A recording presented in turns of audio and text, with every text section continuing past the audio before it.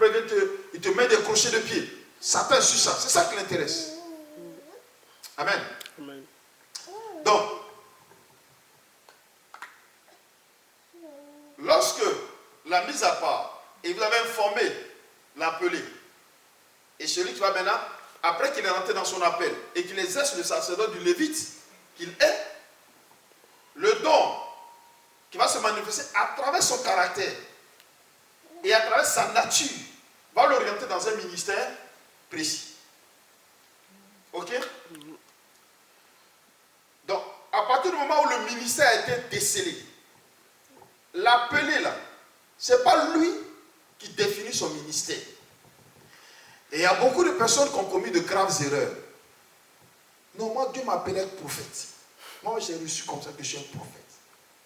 Sur quelle base tu estimes que tu es un prophète? Sur quelle base tu estimes que tu es pasteur?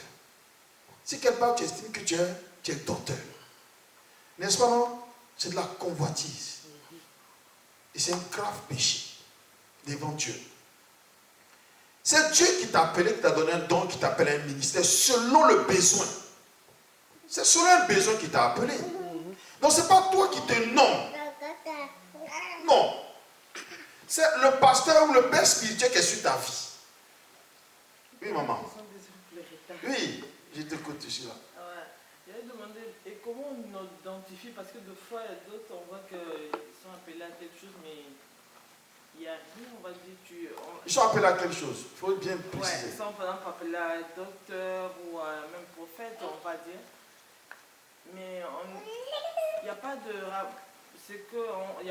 Est-ce que vraiment, parce que je ne sais pas, qu'est-ce qui définit, est-ce qu'on peut savoir au moins un docteur, comment l'identifier, on va dire. D'accord. Tout à l'heure, j'ai parlé de l'appel. J'ai dit quand on rentre dans l'église, d'abord, on est des ouvriers. Tout le monde rentre en tant qu'ouvrier. Ensuite viendra l'appel. L'appel à devenir lévite. Parce qu'un lévite n'est pas un sacrificateur. Ok? Un lévite là, ce n'est pas un sacrificateur. Un lévite est une personne qui est appelée au sacerdoce à exercer une série de fonctions à l'intérieur de l'église, du temple. Un lévite est consacré à une activité bien spécifique. Par exemple, mettre de l'huile dans les lampes. Par exemple, nettoyer l'église. Par exemple, décorer l'église. C'est un lévite. Et il est consacré pour cette activité spécifique. Ok? Parce qu'il a un don en lui qui lui donne de décorer l'église. Non pas selon le cœur des hommes, mais selon le cœur de Dieu, qui est orienté par le Saint-Esprit. Parce que le Saint-Esprit agit en fonction d'un environnement bien précis. Et c'est une personne, quand il est appelé à décorer l'église, selon les couleurs de l'éternel, l'onction de Dieu est de manière permanente dans ce lieu. Parce qu'il ne fait pas les choses passagères.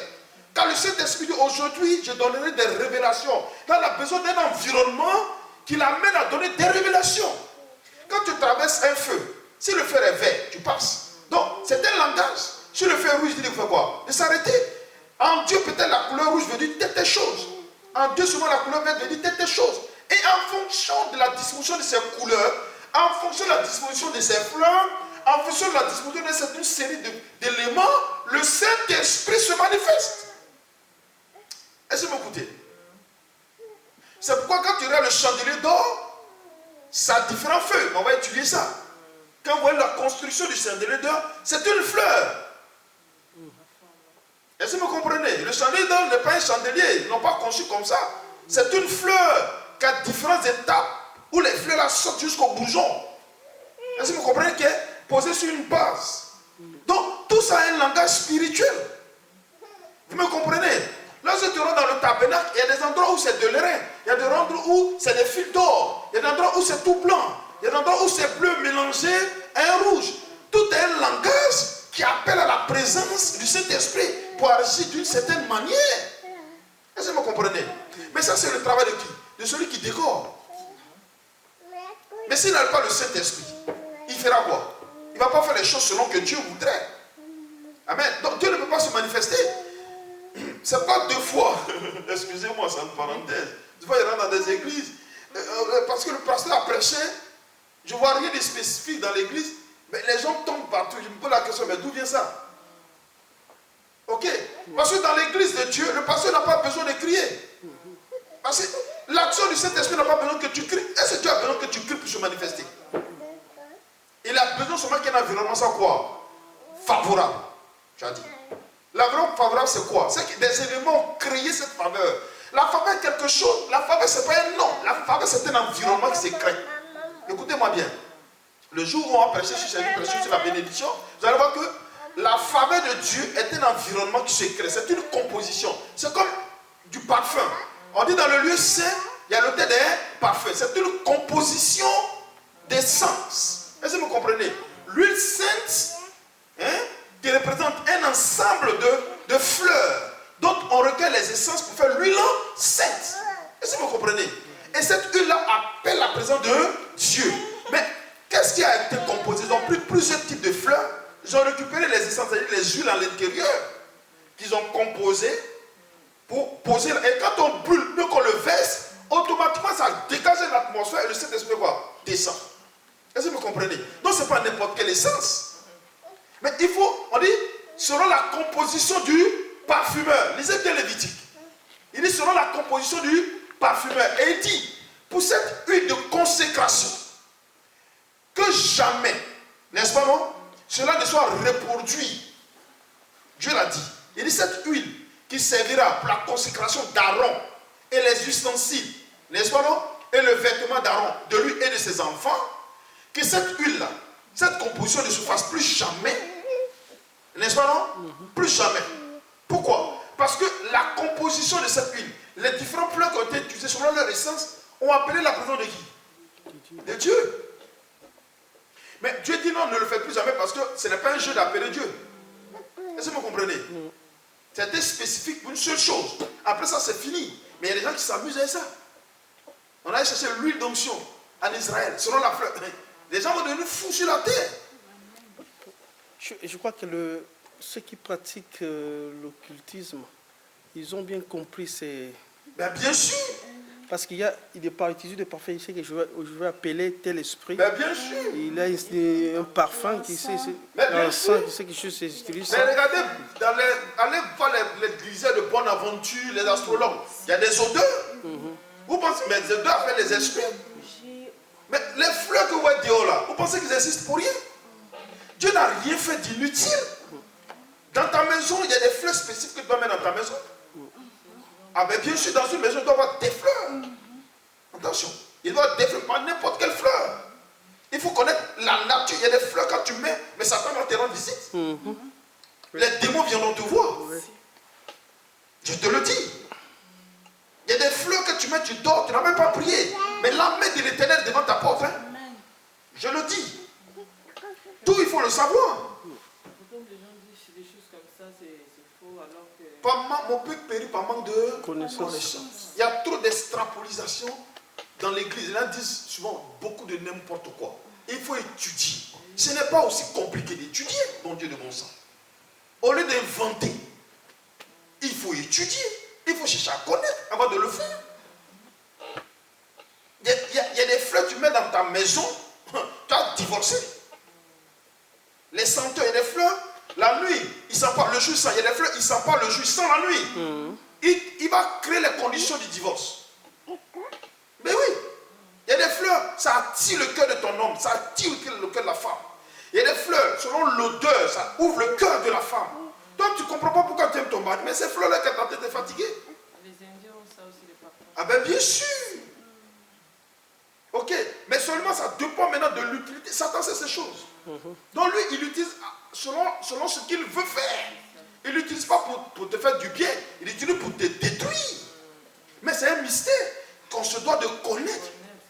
Parce que tout ce que Dieu a créé est bon. Maintenant, c'est bon selon son utilité. La fleur qui est devant ta maison, tu ne la connais pas, tu dis c'est n'importe quoi, tu fous le pied. Même le gazon. On dit c'est le gazon, on joue avec. Mais regarde, si tu ne connais pas les chats, quand ils sont malades, c'est un animal, lorsqu'il se rend compte qu'il est malade, il va manger du gazon.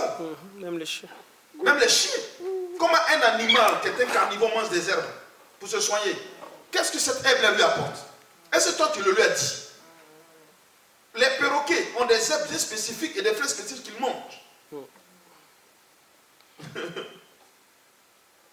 Qui les ouvre l'intelligence. Mais c'est des oiseaux. Les dauphins mangent certains planctons qui sont des herbes. Les dauphins. Car le dauphin, les animaux qui sont dans les poissons que vous voyez, le dauphin est l'un des animaux les plus spirituels. Dans le tabernacle, il y a la peau du dauphin à l'intérieur. Dans le tabernacle, il y a la peau du dauphin, l'animal, le poisson dauphin qui est à l'intérieur du tabernacle. Dieu a créé toutes choses de manière spirituelle. Et tout est lié au royaume des cieux. Amen. C'est nous qui devons savoir exactement à quoi ça sert et puis l'utiliser. Tu comprends, maman? Donc, la première des choses que nous devons comprendre, c'est d'abord comment est-ce que les choses sont en train de se faire, comment est-ce que nous sommes en train de... Donc, d'abord, c'est l'ouvrier qui est rentré. Ensuite, il va recevoir son appel. On n'est pas ouvrier, puis automatiquement on n'exerce pas. On est d'abord ouvrier. Et le responsable d'église que tu es, tu commences à le regarder. L'ouvrier fait tout. On l'appelle à tout. Et il est quoi? Il est prêt à tout faire. Ce qu'on lui donnera de faire comme ouvrage, mais de manière spécifique. Il peut tout faire. Il n'est pas spécifique dans quelque chose. Parce qu'on n'a pas encore décelé en lui son don. On n'a pas encore décelé en lui son amour et son intérêt pour certaines choses. C'est comme cet enfant. C'est un ouvrier d'abord quand il naît. Après, tu as commencé à remarquer en lui qu'il y a quelque chose qu'il aime. C'est de manière spécifique, tu dois remarquer que voici ce à quoi son cœur désire. Son don est en train de se préciser. Sa vocation est en train de se préciser. Souvent, quand on veut orienter bien ses enfants, il faut bien observer l'enfant, sa manière d'être. Ce qu'il fait, ce qu'il aime. Parce que le don va dans le sens de ce qu'on aime. Beaucoup de parents détruisent l'avenir des enfants. Parce que l'enfant aime ça, mais toi, tu veux qu'il fasse ça. Mais on est meilleur que dans ce qu'on aime. Il veut surfer. Mais laisse-le surfer. C'est en cela que son âme s'exprime. C'est le don qu'a son esprit. Mais toi, dans ta famille, il n'y a pas de surfeur. Toi, dans ta famille, c'est les médecins. Dis-toi, tu as fait quoi? Il a fait de surfer. D'où tu as sorti ça, surfer? Mais lui, c'est surfer. Un matin, si tu le laisses, que le don qui a lui cessé dans le surf là, un matin, il est devenu un champion mondial. C'est parce qu'on veut nous tous. Il n'a pas réussi sa vie. Mais toi, tu dis, s'il ne surfe pas, c'est pas pour moi. Non, tu es un égoïste.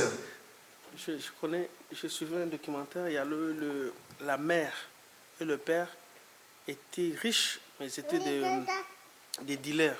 D'accord.